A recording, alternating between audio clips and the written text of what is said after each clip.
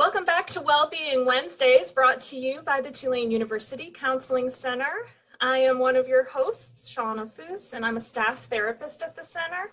I'm joined, as always, by my lovely co-host. I am Dr. Jinaki, Flint, staff psychologist here at the Counseling Center, and we are joined by three very wonderful people. Would you like to introduce yourselves today? Thank you, Jinaki. Good morning. Thank you, Shawna. I'm Ginette Arguello. I am a staff therapist at the Counseling Center and a social worker. Good morning. I'm Gabriel Rodriguez, and I am the program coordinator at the Center for Academic Equity. Hi, I'm Steph Choy, and I'm also a staff therapist at the Counseling Center. Awesome. Thanks so much for being with us, you guys. We're so excited for the topic today. We wanted to bring an episode focusing on our DACA and undocumented students in our community. And so I think we'll just go ahead and get rolling right into the presentation. I'm going to pass it over to you, Ginette. So knowing your rights is one of those incredible, empowering things that one can have when it comes to staying safe when you are an immigrant. So it's important to always think, oh, what happened there? Sorry. There you go. In the US, everyone has rights. Every human in the United States of America is guaranteed rights under the Constitution. And that is also for people who don't have legal status. So that's reassuring. And this presentation will focus on how to incorporate mental health and to prepare ourselves as a community when we don't have documents and we may encounter ICE or the police. And it's really important for the whole family to be prepared, including children. So hopefully the more you know, the safer that your family can remain. And it allows us to focus on what we really need to and what the community is here for, is to the well-being of their families, to educate their children, to have a safer home, to attend college. So, and also, regardless of what administration, we always have these rights. Every undocumented person has the rights guaranteed by the Constitution, regardless of any administration. So how do we stay calm? This is definitely important to learn, and also to have these conversations at home when you're not in a stressful environment, to make them part of your safety plan. So staying calm is learning a few breathing techniques definitely help, but also to reassure the children and your loved ones that that you're going to be okay. That if you follow these steps, and if you reach out to legal aid, then you should be able to at least attain a level of hope that your case will be heard in court and have a fair ruling. So the 4-7-8 breathing is one of those techniques that is pretty simple, easy to learn and to teach children. It's great to have perhaps some bubbles. Bubbles are fantastic. You just play with a child and you teach them how to blow these bubbles, like hold your breath for a count of 4, for a count of 7, and blow out for a count of 8.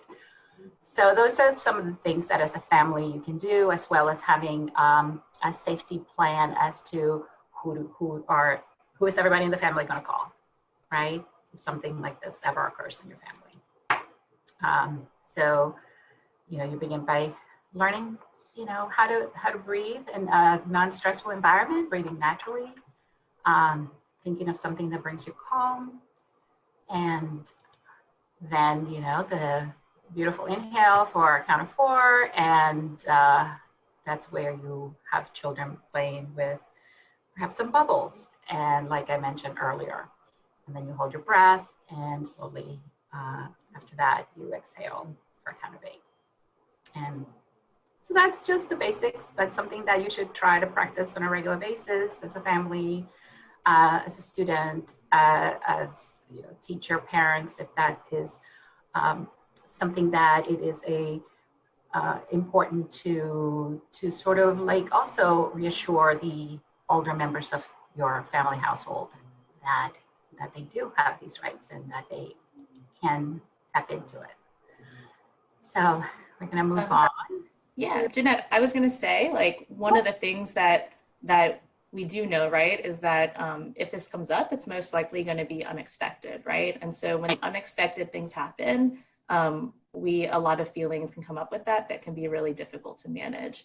And so by having practiced these strategies, so when your heart is pounding or when you can't think straight, right? A lot of times the things that we do know that we have rights, we're not able to access that because we're stressed, right? And we have like adrenaline running through our bodies and things like that. And so it really is important to have some of those like breathing strategies or strategies that to kind of bring down that stress response so that you actually can enact your plan, do the things that say the things that you're supposed to say, hand them the card that you have if you need to, and that, because it is going to be unexpected, right? Like no one says like at Monday at 9 a.m. someone's going to knock on your door. So, be prepared for that. It's going to be a pretty stressful situation. Exactly. Thanks, Steph. And to think that it's a traffic stop, it is like Steph said, an unexpected knock at the door. So it's usually when you just don't expect it. But these kind of tools provide you with at least an opportunity to behave and act and say what you need to say at the time. So the first and most important thing to do is to never lie about the status that you have. You cannot provide any false documents. It's important to always keep your hands where the police can see them. And that's something that's kind of tough if you have children in a car, right? So it's important to teach them also how to encounter these events. Definitely don't run, argue, resist, or obstruct the officer, even if you believe your rights have been violated. So that's easier said than done for sure. But here's where the most important part comes in, where it's just, you can remain silent. That's the most important thing that you can do. You don't have to discuss your immigration or citizenship status with the police, immigration officers, or any other official. Because anything that you do say is later going to be used in court. So it's really important to just stay calm. And, that is going to be where you also need to have a preparation, have the phone number of your attorney in your phone. Make sure your children know your phone number or your family members know your phone number or how to access an attorney. So if you're not a US citizen and immigration agents request your papers, you have to show them with you. Everybody who is 18 years or older has to carry proof of status in this country, even if it's in process. So, but to say no, you have the right to say no to an immigration officer if they ask you if they can search you. That's definitely important. Also, an ICE agent cannot have the right to search you, your house, your car, your belongings at all. And of course, like I said, if you're older than 18, you have to carry these documents. It's recommended that you carry copies, not the actual official document, but definitely a copy. Keep the original in a safe place. And if you don't have them, tell the officer that you want to remain silent, and that you definitely will be consulting your lawyer before you continue to answer any questions. And then what if you're stopped by ICE and you have a pending immigration case, right? Then most important then again, don't freeze, stay calm, and they're eligible for release. Someone who has a pending immigration case may be detained, but they can be heard by an immigration judge, and they should be able to either receive bond or release on other conditions. It's important to, like I said, contact an attorney. The Vera Institute of Justice did collected some data on how many cases are won with representation and without. 95% of the cases that were won in immigration court had legal representation. And that is really an important thing to remember. There are some pro bono attorneys out there in the community, but that, if you think about it, you're pretty much guaranteed at least a greater chance of winning your case if you have an attorney. Immigration law is incredibly complicated. And like I said earlier, anything you say to any officer could later be used against you. So if you're detained, please consider this, that you do have a right for an attorney, and it's important to also ask for a reduced bond, because these bonds are incredibly expensive. They range in the $10,000 range, and there are not that many bond companies who are offering these services to immigration court. Sometimes you have to go out of state to try to get a bond, and that's very restricted. So you have the right to call a lawyer, and your family has the right to talk to you at a detention facility. And the attorney can visit you there. They are usually in rural areas, at least in Louisiana. They are in very rural areas. None of them are nearby, minimum 3-4 hour drive. But you definitely want an attorney at your hearing.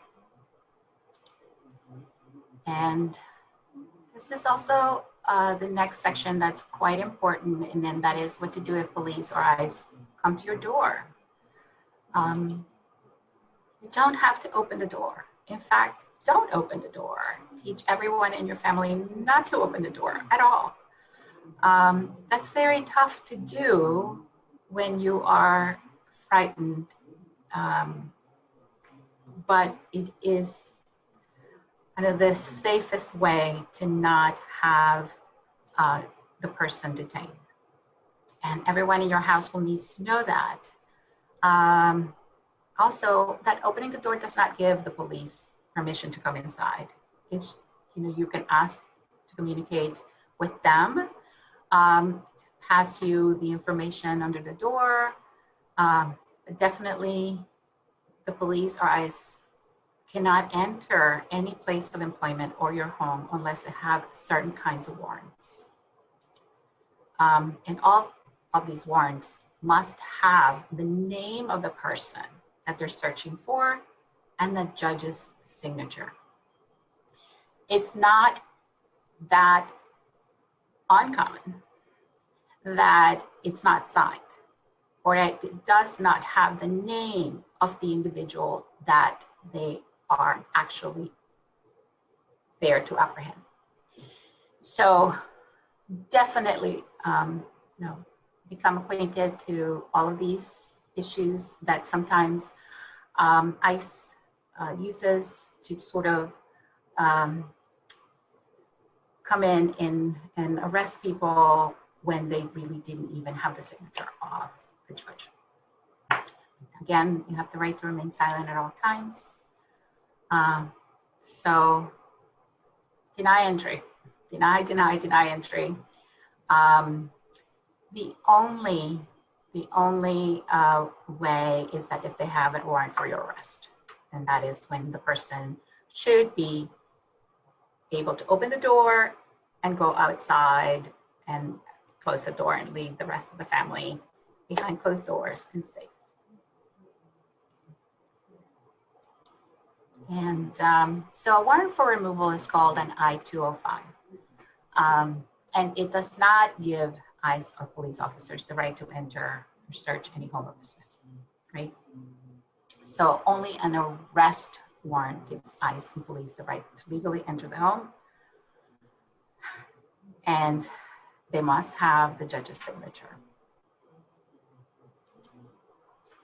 And there are a lot of different laws throughout the country.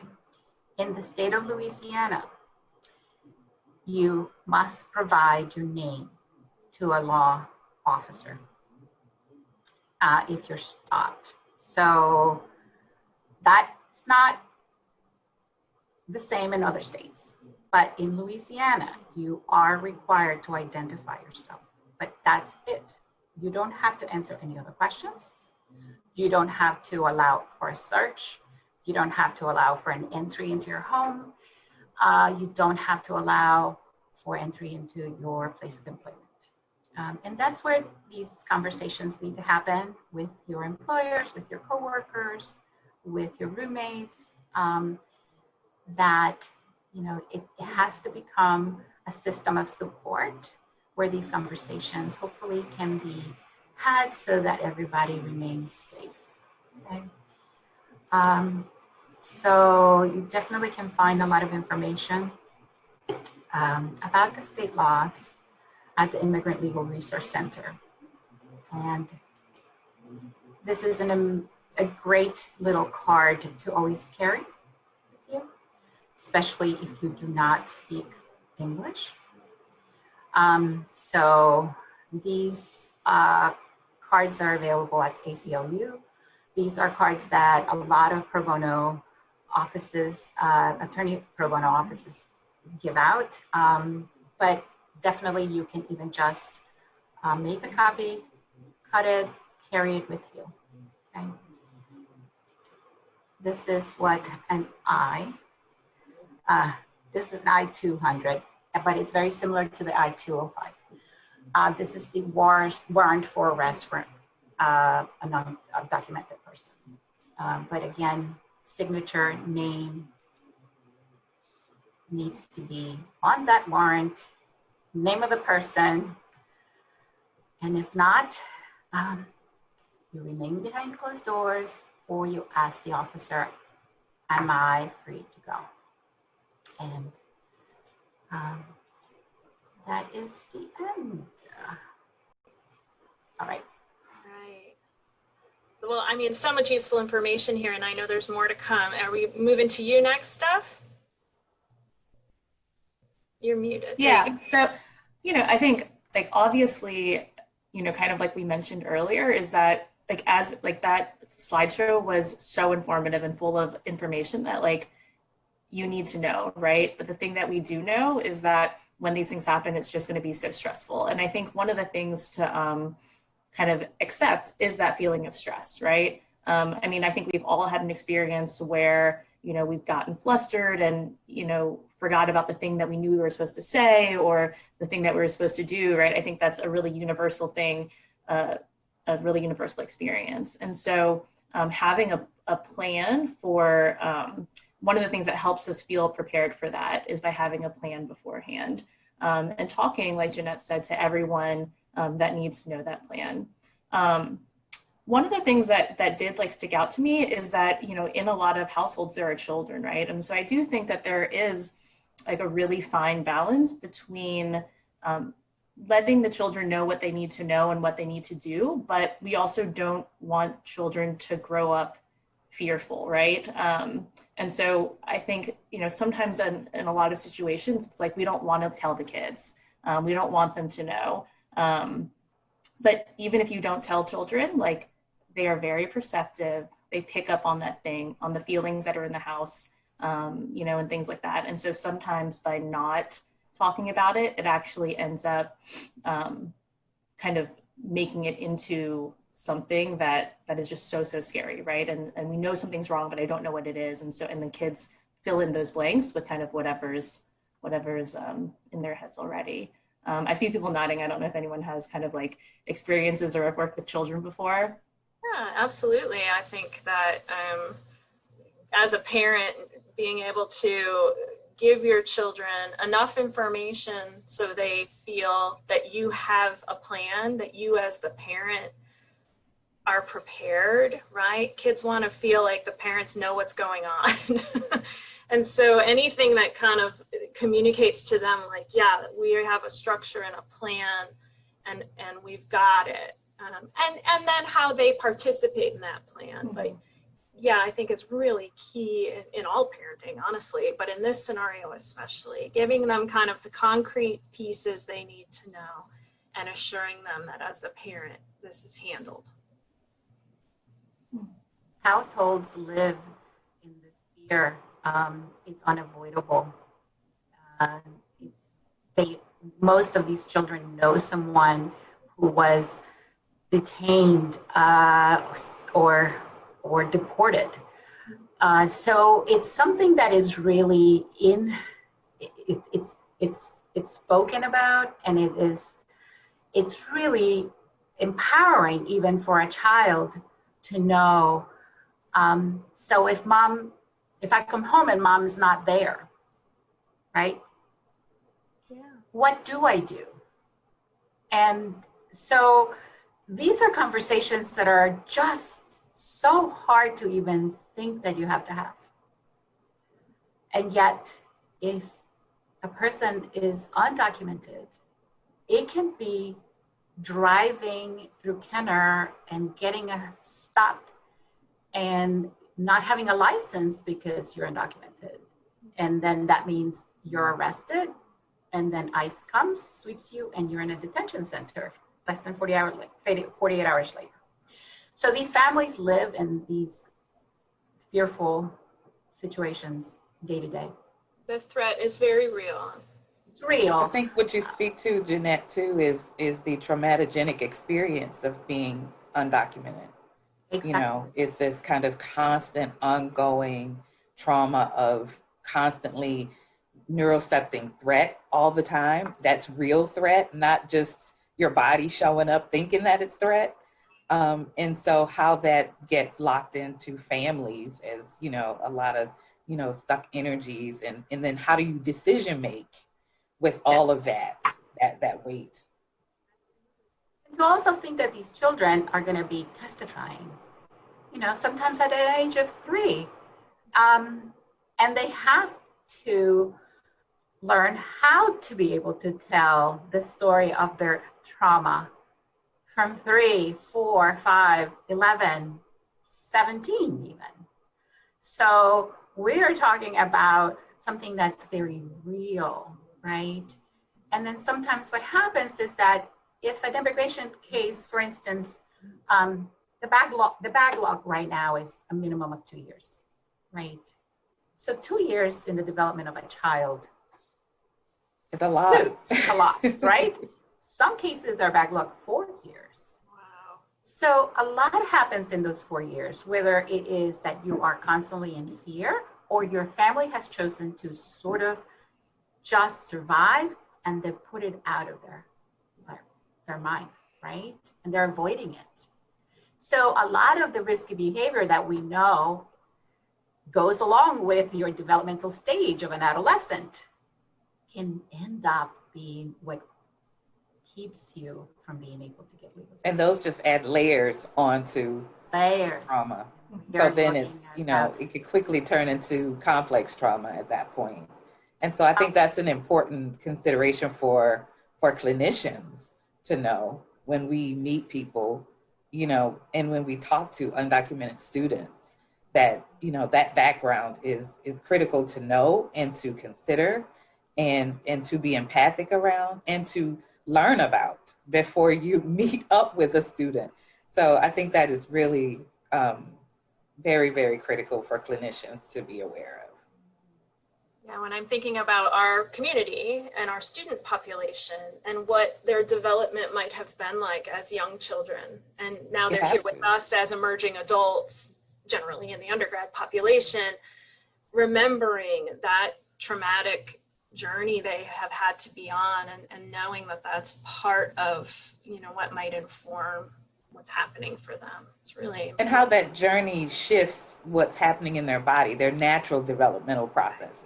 Yeah. Right? Things that would normally happen if you're just on a trajectory, right? And how trauma tends to arrest development or adversely impact naturally developing processes. So I think I'd like for us to come back and just have a clinician awareness discussion. Yeah. Right. I was going to say, you know, maybe something to speak to is that sometimes being undocumented, people fear kind of what it would mean if they do seek mental health services. And I do know that there are some resources, although maybe Ginette or Gabe, you might know more. So clearly CAP, or the Counseling Center, not CAPS, is a resource for our students to be able to access mental health services as well, but there are also some places in the community too. I think it's really important that we remind everyone that services through the Counseling Center are strictly confidential. And, you know, we don't ask about status at all. If that's a topic you want to come in and talk about in therapy, that remains confidential. And Right. And most of the organizations that talk about this, there are some that actually have toolkits for clinicians, like how to address someone who is undocumented sitting in front of you. yeah. And one of those is not digging for their story and allowing them to tell you the story, their own story. So things in the therapy room, not blaming their parents for bringing them over, like through no fault of their own kind of thing, right? Sometimes it's just empathic listening, just being able to get that out of their bodies in the moment, right? And of course, confidentiality and creating a safer space, right? Creating spaces of safety that students can trust, that they can land in, and they can restore the body back to a sense of calm, some sense of calm in them, even if it's in that moment, and restore the body to a place of safety. And I think that's what our confidentiality and our ethics really kind of remind us to do. Yeah, whenever I work with clients who have had trauma and traumatic experiences, I often will say, there's no point in our relationship where I'm going to force you to tell me a story. That is not going to, and I know a lot of clinicians are that way, but I think for people maybe who've never experienced therapy to know that, right, you know, it can be an environment that you really decide what content is talked about in that space in a really trusting environment. So I think that's so important.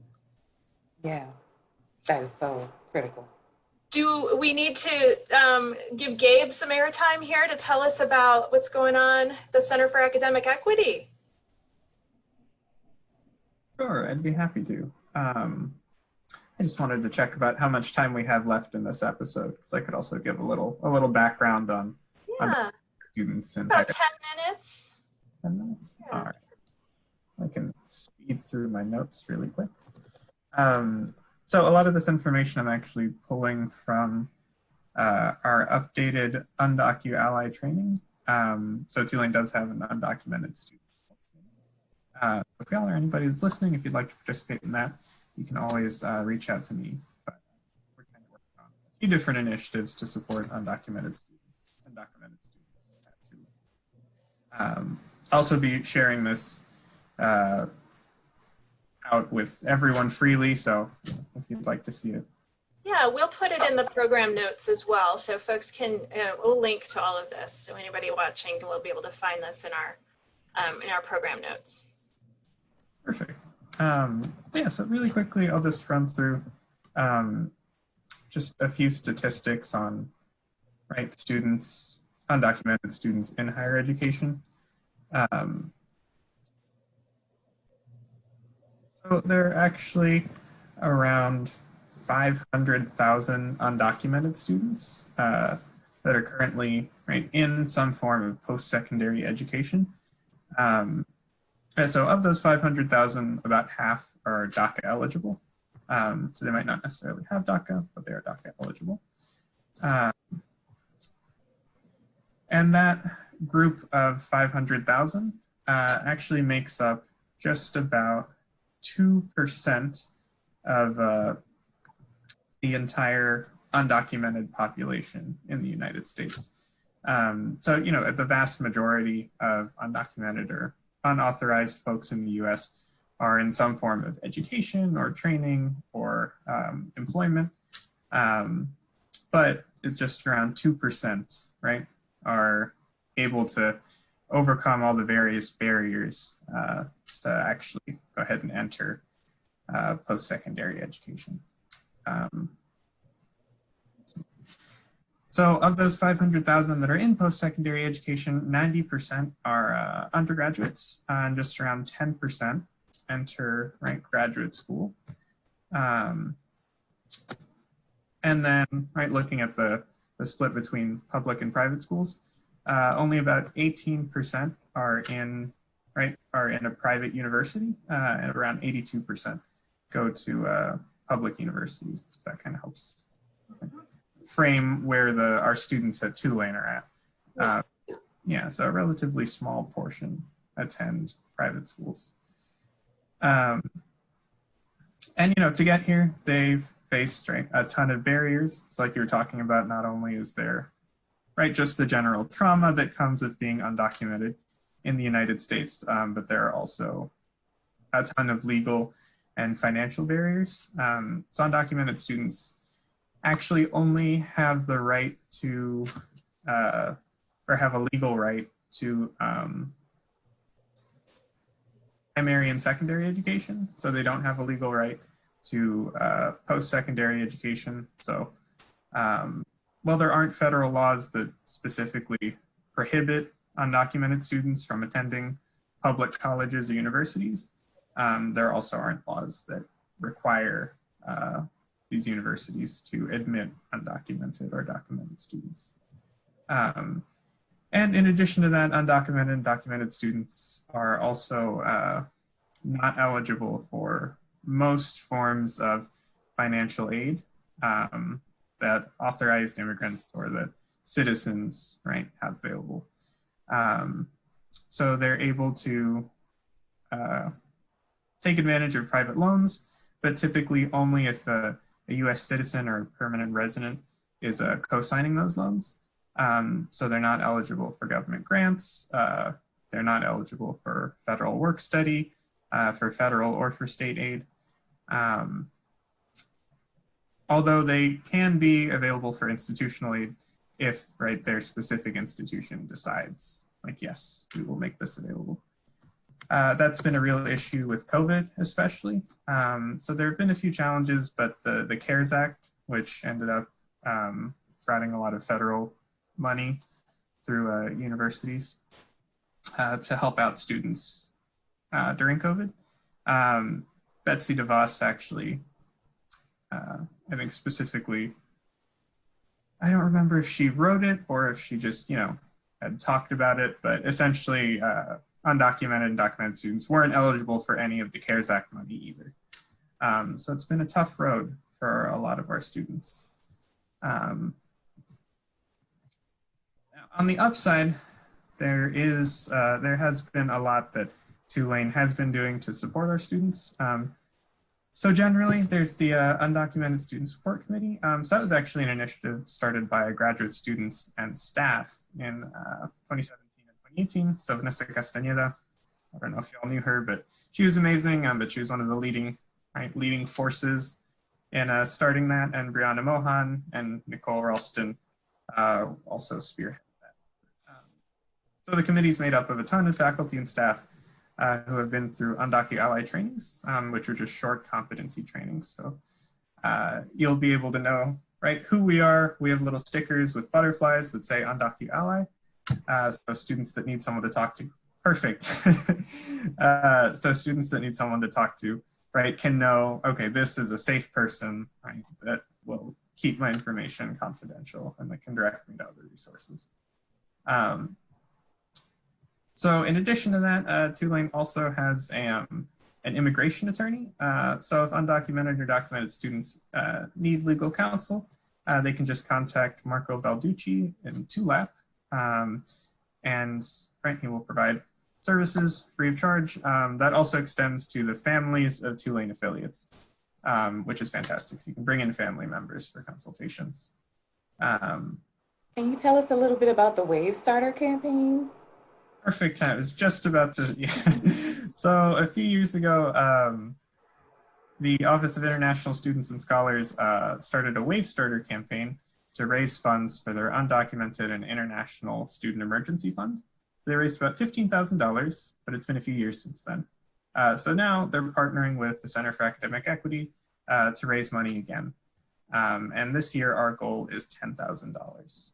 So those funds will be used to provide emergency funding for international undocumented and documented students that will be made available through a fund with a short application. It's very broad, so any troubles that these students might run into, they can apply and get funds to help out. That's awesome. We'll make sure to include the link to that campaign specifically in our show notes, definitely. Thank you. Yeah, so that'll actually be launching on the 5th. Okay. But if you'd like to make a commitment to donate beforehand, you can just reach out to me. We'll put your name on a list to remind you so you don't forget. Awesome. But that'll be running the 5th through the 19th of November. So definitely keep an eye out for that. If I can make a plug for the Undocumented Ally training, I think I was at one of the very first ones. And Yeah.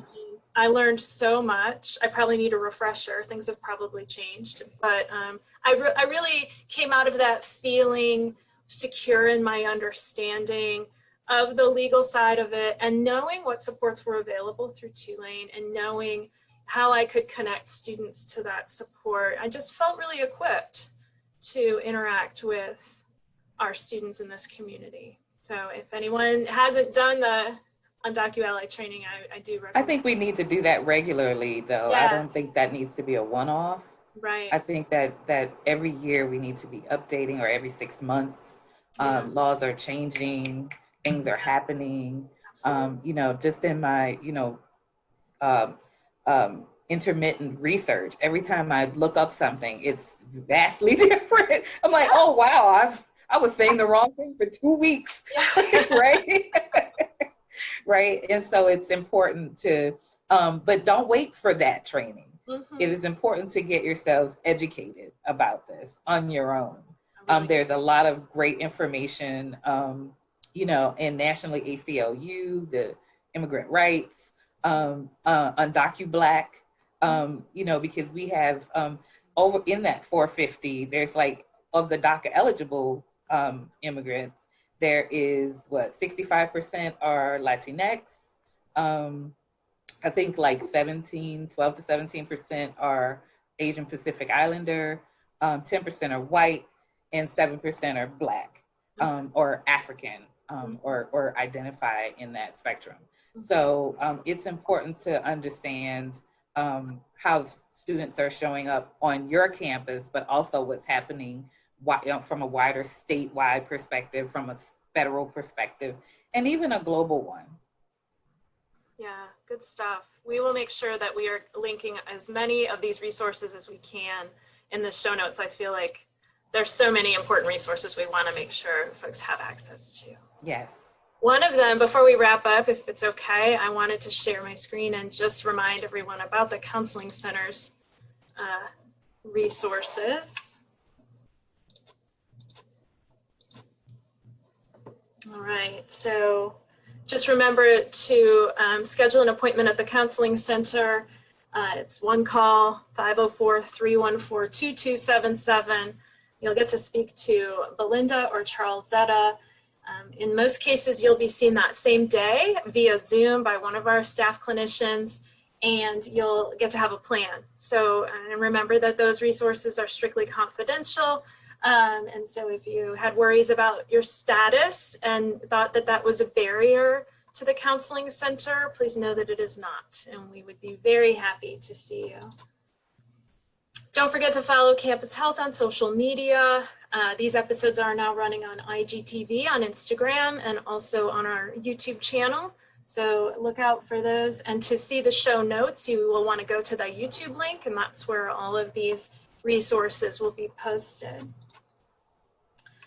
I never leave Wellbeing Wednesday without some humor. And, you know, I think we're all making our way through this semester. You know, the end is in sight, but it still feels kind of far away. And so just a reminder to hang in there and keep going and come to us if you need that support. And to quote Ginette, breathe. Thank you. I want to add that the counseling center has staff therapists that speak Mandarin, Arabic, And Spanish, and German. Okay, so we are a very diverse team, and so, And Arabic, right? yes, Yeah. Yeah. Mandarin, Arabic, Spanish, and German, right? Yes. Mm-hmm. Yeah, so please come see us. And thank you so much to all three of you. This was Yes, such thank valuable you. Valuable Thank you. information for all of us. Very in our- important topic. Yeah. Thanks and for having us. please come back again. I think we should do an episode on just Undocumented Ally and give everyone a view of what that training looks like. That should be next semester. Yeah, that will be in our clinician training one too. Yeah, for sure. I'd like to have that partnership for sure. Yeah. Well, once again, thank you all so very much. And tune back in next Wednesday. We'll be here as always, and be well.